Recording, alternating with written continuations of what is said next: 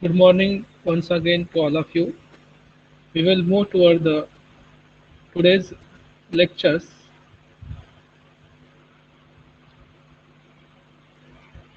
We have started in earlier lectures the chemistry second of SYBSc. In that we have discussed the syllabus of the chemical kinetics solutions, selected topics and uh, P block elements. Okay. So now understand what is the periodic tables. Periodic tables having the total number of 18 groups and 7 periods. In that first two groups, first and second, are called as the transition metals. Am I audible and screen is visible? Yes, sir. Yes, sir. Okay, thank you. Then the 3, 4, 5, 6, 7, 8, 9, 10, 11, 12 are the transition metals. 13, 14, 15, 16, 17, 18 are the p block elements. And at the bottoms, lanthanide and actinides are there. So the students move towards the our topics is the p block elements. Okay, in that p block elements, the group started with the borons, that is the boron family. Group started with the carbon, the carbon family. Group started with the nitrogen, nitrogen family, and group started with the oxygen and fluorine, that is oxygen family and fluorine family respectively. So we are on the boron family. Okay, तो boron family में कौन कौन आते हैं? Boron के अंदर आते हैं aluminium, gallium, indium. Okay, these are the important elements of the boron family. Boron having the atomic number 5. Okay, so boron having the electronic configuration of the 2s2, 1s2, 2s2, 2p1. Means this configuration indicate that borons having the how much electron in their outermost shell?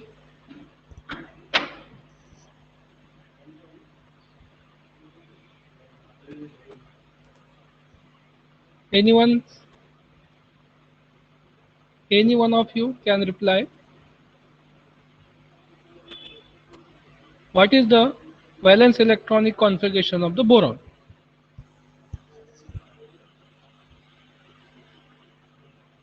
Two, sir. One. 1. Okay. Means how much number of valence electron are in the boron atom?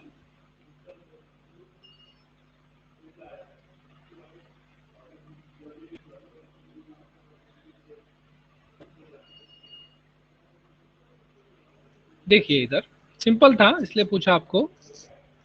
You can, if you try then you can easily give the answer. Boron के अंदर देखिए इधर यहाँ पे electronic configuration आपको cursor दिखता है?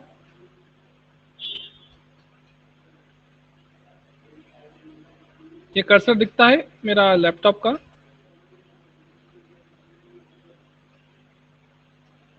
Hello. No, sir. No, sir. Okay, no problem. यहाँ पे बोरॉन आइटम दिखता है. एक स्लाइड जो है, स्लाइड में बोरॉन आइटम है, उसके नीचे जो है लिखा हुआ है हेलियम 2s2 2p1. अब Sir, देखिए. slide is not visible. Oh sorry, one second.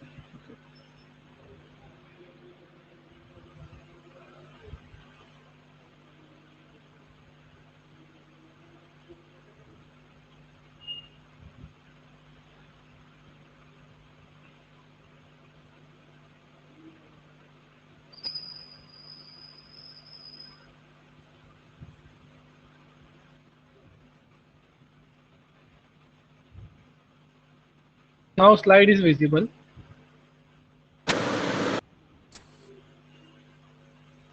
Okay. Yes, sir. So in the yes, okay. When the boron atoms at the bottom of the boron, there is a electronic configuration of the boron is the helium, then 2s2, 2p1. Means last three electrons, that is 2s2 and 2p1. These three electrons are come under the valence electronic configurations.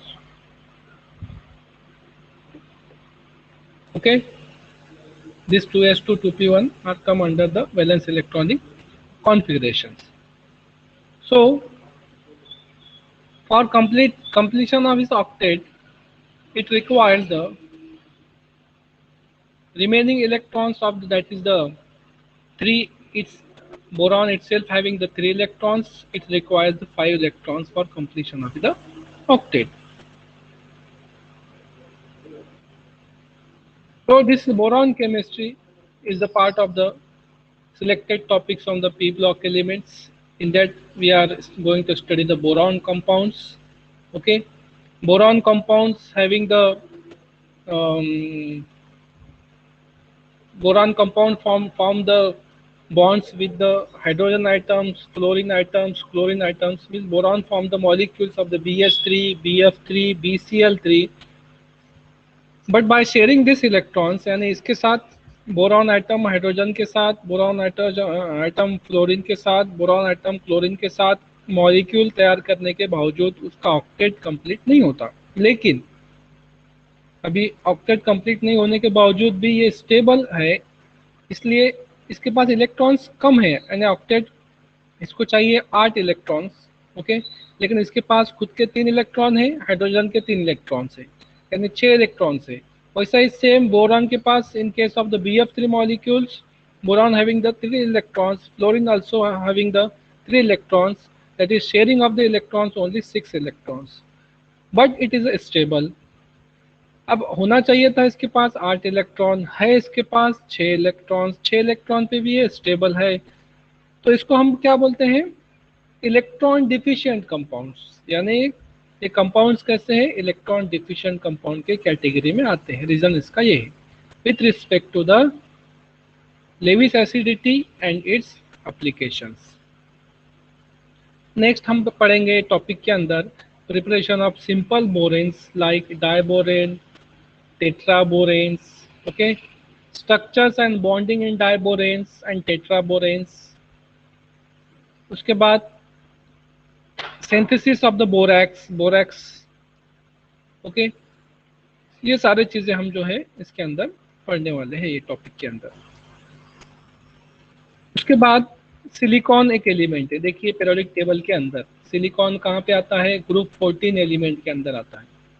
Okay, 14 में silicon आता है. तो silicon है carbon के बाद का elements. Okay, silicon का atomic number है 14. Electronic configuration neon 3s2 3p2. okay, it's having the 4 electrons in the outermost shell, that is silicons having the valency of the 4s. okay, तो silicon के basis पे भी हमारे पास एक जो है हम जो है टॉपिक पढ़ने वाले हैं. उसके बाद है जर्मेनियम. जर्मेनियम कहाँ पे आता है, सिलिकॉन के बाद का एलिमेंट है जर्मेनियम.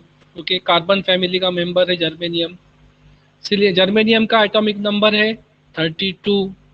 ओके, जर्मेनियम का इलेक्ट्रॉनिक कॉन्फ़िगरेशन क्या रहेगा, उसके पहले का जो भी इनर्ट एटम है वो एर्गॉन है. ओके, एर्गॉन के बाद 3d10 4s2 4p2. तो जर्मेनियम में कौन से आते हैं, ट्रांजिशन मेटल्स आते हैं उसके अर्लियर, इसलिए यहाँ पे 10 आ गया. 3d10 4s2 4p2. और ये फैमिली कौन सी है, कार्बन फैमिली.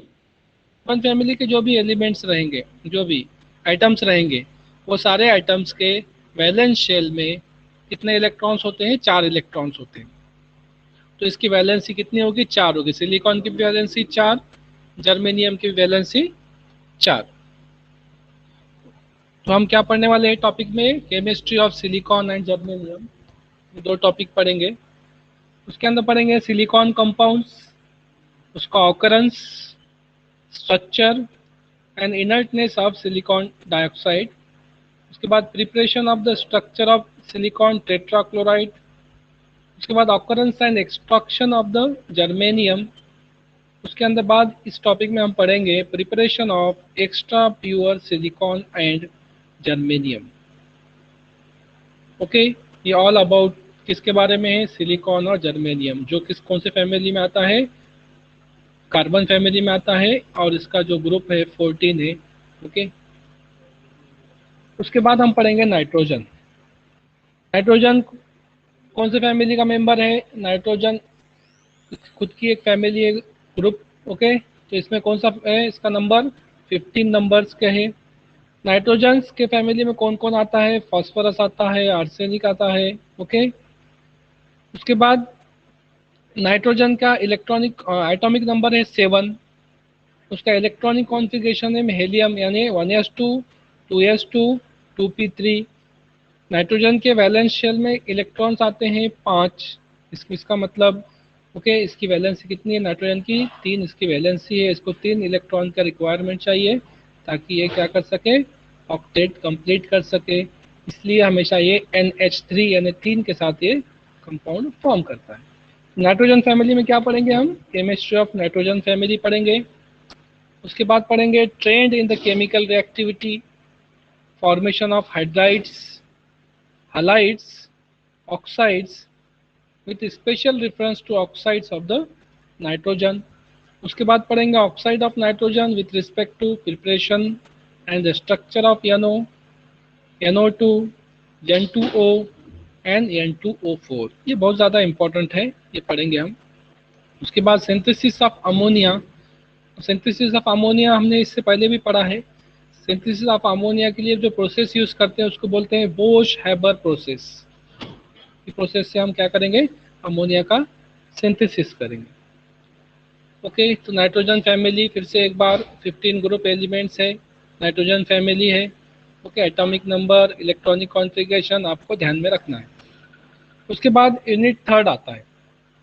ओके, अब यूनिट थर्ड यानी ये 2 यूनिट हो गए, एक हो गया physical chemistry, okay, then inorganic chemistry, then organic chemistry.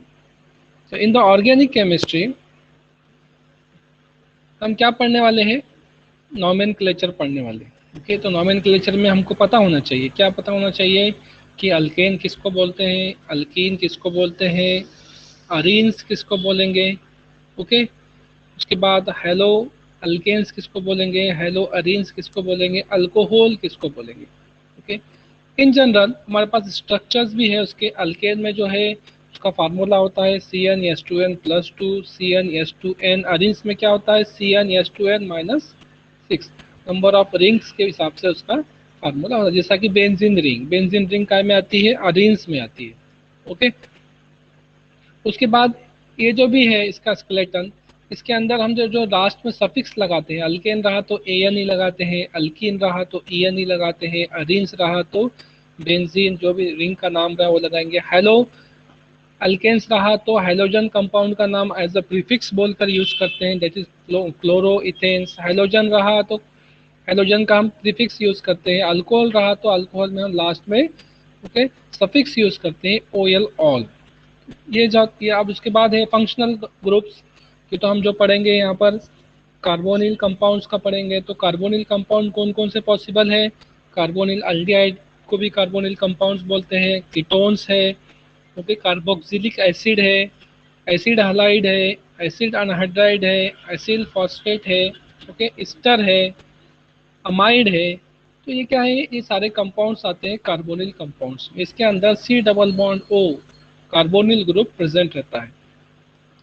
तो इसका भी नॉमेनक्लेचर हमको पढ़ना है। इसमें पढ़ने में क्या पढ़ेंगे हम, जो है हमको याद रखना है इसके अंदर कि जो भी ये फंक्शनल ग्रुप आएंगे कोई कंपाउंड के अंदर, तो लास्ट में उसके सफिक्स लगाना पड़ेगा, लास्ट एंडिंग नेम एंडिंग लगाना पड़ेगा। जैसा कि अल्डिहाइड रहा तो हम लास्ट में AL लगाएंगे, कीटोन रहा तो ONE लगाएंगे, कार्बोक्सिलिक एसिड रहा तो OIC एसिड लगाएंगे।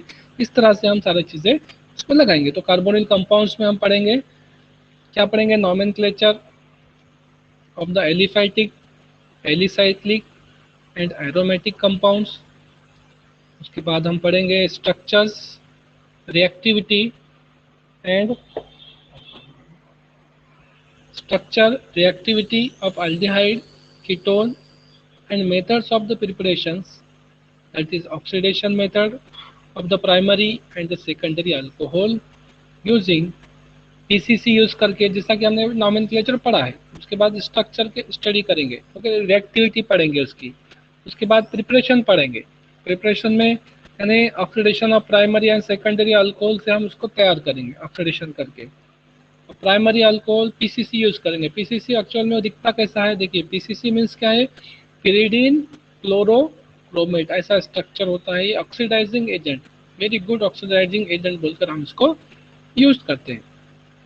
उसके बाद है हाइड्रेशन ऑफ अल्काइंस करने के बाद है फिर action of Grignard reagent, okay. उसके बाद रोजनमंड रिडक्शंस। तो रोजनमंड रिडक्शन में क्या होता है, इसके अंदर रिएजेंट यूज करते हैं, रोजनमंड रिएजेंट, ओके। वो होता है S2PdBaSO4, ये कन्वर्ट काय का करता है, एसिड क्लोराइड का कन्वर्जन एल्डिहाइड में करता है। रोजनमंड का काम ही है कि एल्डिहाइड में कन्वर्जन करना। तो हमको क्या है, प्रिपरेशन देख रहे हैं हम, किसका प्रिपरेशन कर रहे हैं, कार्बोनिल कंपाउंड्स का। तो उसमें एक मेथड यूज किया हमने उसको प्रिपेयर करने के लिए। उसके बाद है गेटरमोन कोच फॉर्मुलेशंस। नाम बहुत इंपॉर्टेंट है, आपको अगर जो आप उसकी प्रैक्टिस करते रहेंगे तो आपको नाम याद रह जाएंगे, बहुत बड़ी डिफिकल्ट नहीं है, आपके लिए अननोन होंगे या किसी को पता भी होगा। तो गेटरमैन कोच फॉर्मुलेशन रिएक्शन होती कैसी है, यहाँ पे दिया हुआ है, देखिए बेंजीन की रिएक्शन, अगर जो यस बेंजीन यस शायद किसी का माइक स्टार्ट है, please mute your mic. Benzene देखिए यहाँ पर, अब ये बेंजीन है, बेंजीन की रिएक्शन किसके साथ होंगी, carbon monoxide CO plus HCl और साथ में Lewis acid AlCl3 plus copper chloride. तो ये जो रिएजेंट है CO HCl AlCl3 COCl, तो इसको हम बोलेंगे गेटरमन कोच रिएजेंट। तो ये कन्वर्जन करता है बेंजीन का कन्वर्जन एल्डिहाइड में, यानी एल्डिहाइड के प्रिपरेशन के लिए इसको, ये मेथड को हम यूज कर सकते हैं। उसके बाद है Friedel craft acylation of arenes. अब ये रिएक्शन तो हमने इससे पहले बहुत मर्तबा पढ़ी है। फ्रीडल क्राफ्ट रिएक्शन हमने we have studied lot of times because this reaction is in our syllabus of the 11th 12th, okay, first year, now in the second year is also, means Friedel Crafts acylation is the most important reaction. It having the two types of, that is Friedel Crafts alkylation and Friedel Crafts acylation. These two Friedel Crafts reactions are there. So in our syllabus is the Friedel Crafts acylation of the arenes. Reaction होती कैसी है actual में, इसमें जो reagent जो use करते हैं वो लेविस एसिड यूज करते हैं, AlCl3 लेविस एसिड, ओके। होता क्या है, अब असाइलेशन कर रहे हैं तो असाइलेटिंग रिएजेंट यूज करते हैं, ओके। तो यहाँ पे असाइलेटिंग रिएजेंट क्या है, acetyl chloride with acylating reagent. Acylating reagent को ऐड करना होता है एरोमेटिक कंपाउंड के ऊपर। तो ये रिएक्शन में क्या होता है, जो भी बेंजीन रिंग लेंगे इसके ऊपर एक ग्रुप ऐड होगा, वो असाइल ग्रुप ऐड होगा, तो उसको बोलते हैं असाइलेशन रिएक्शन। उसके बाद नेक्स्ट पढ़ेंगे हम टॉपिक के अंदर general mechanism of nucleophilic additions and acid catalysed nucleophilic addition reactions. अब न्यूक्लियोफिलिक एडिशन रिएक्शंस होती क्या है, न्यूक्लियोफाइल का जो है इलेक्ट्रोफिलिक सेंटर के ऊपर एडिशन होता है, ओके। अब इलेक्ट्रोफिलिक सेंटर अल्डिहाइड कीटोन, जो भी कार्बोनिल कंपाउंड रहेगा, कार्बोनिल कंपाउंड का जो कार्बन है वो act as a electrophilic centre, तो उसका न्यूक्लियोफिलिक अटैक होगा और उसका कन्वर्जन जो है अल्कोहल में हुआ है। तो जनरल मैकेनिज्म हम ये पढ़ेंगे इसके अंदर। उसके बाद हम पढ़ेंगे reaction of aldehyde and ketones, इनके रिएक्शंस पढ़ेंगे, जैसा कि अल्डिहाइड कीटोन के रिएक्शंस कौन कौन से पॉसिबल है। एल्डिहाइड कीटोन्स बहुत सारे रिएजेंट के साथ रिएक्ट हो सकते हैं, जैसा कि ग्रिग्नार्ड रिएजेंट यहाँ पे दिया हुआ है। ग्रिग्नार्ड रिएजेंट क्या है, RMgX is the Grignard reagent.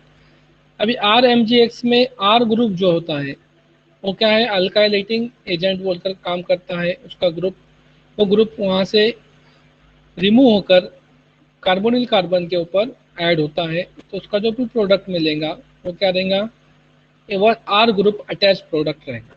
Okay, तो रिएक्शंस ऑफ एल्डिहाइड कीटोन में हम इस तरह से डिफरेंट रिएक्शन कर सकते हैं। हमारे सिलेबस के अंदर दिया हुआ है NaHSO3, ओके, उसके बाद है HCN साइनाइड ग्रुप, उसके बाद है RMgX ग्रिग्नार्ड रिएजेंट, उसके बाद है अल्कोहल, ओके, यानी reaction of aldehyde and ketone with alcohol, alcohol के साथ रिएक्शन होंगी।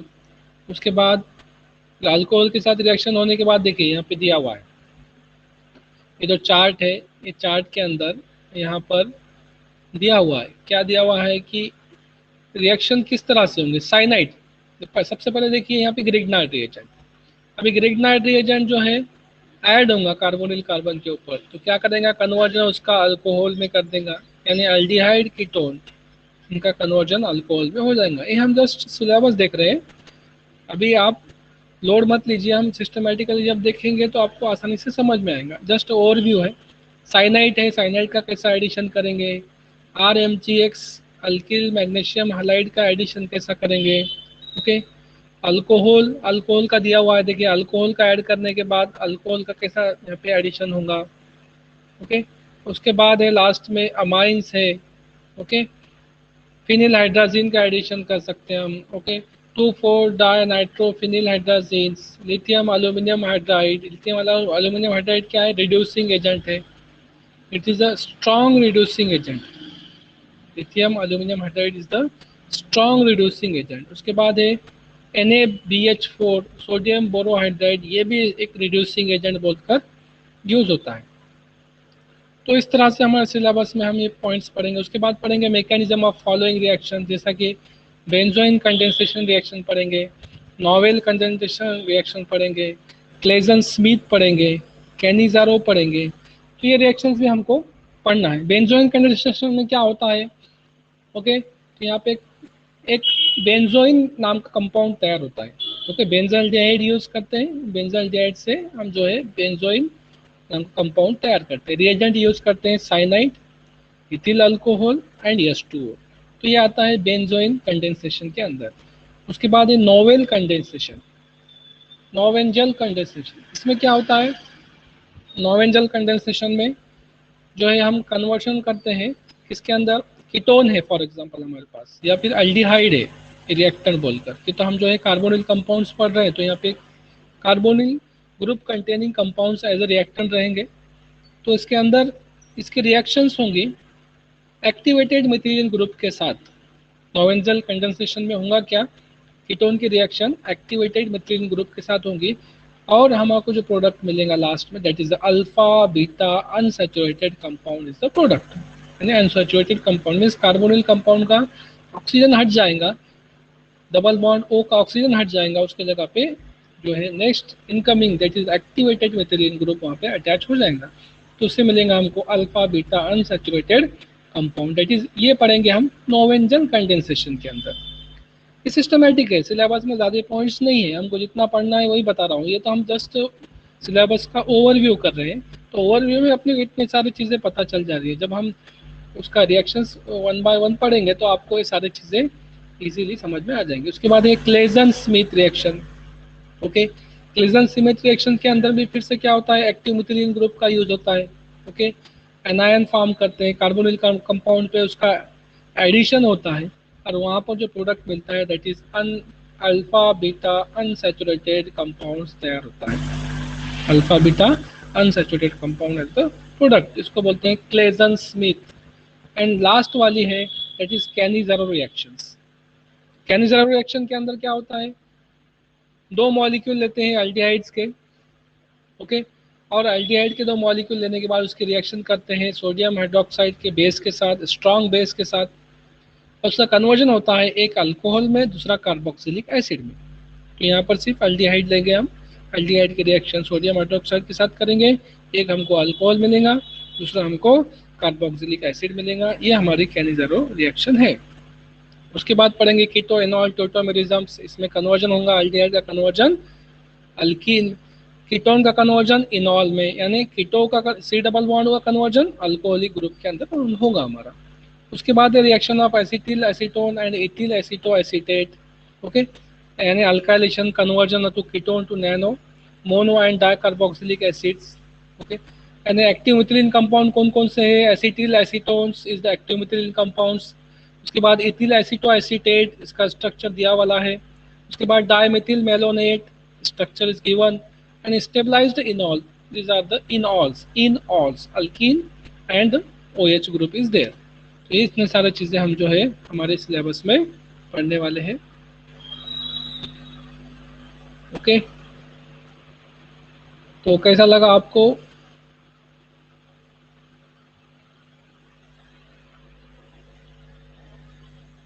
अभी आप लोग थोड़ा आपकी कैमरा ऑन करिए।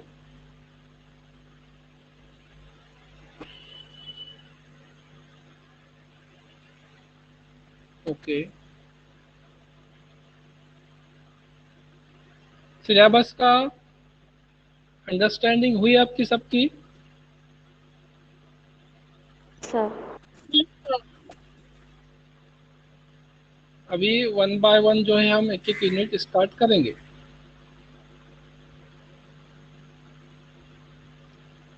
ओके। अभी नेक्स्ट लेक्चर कौन सा है आपका?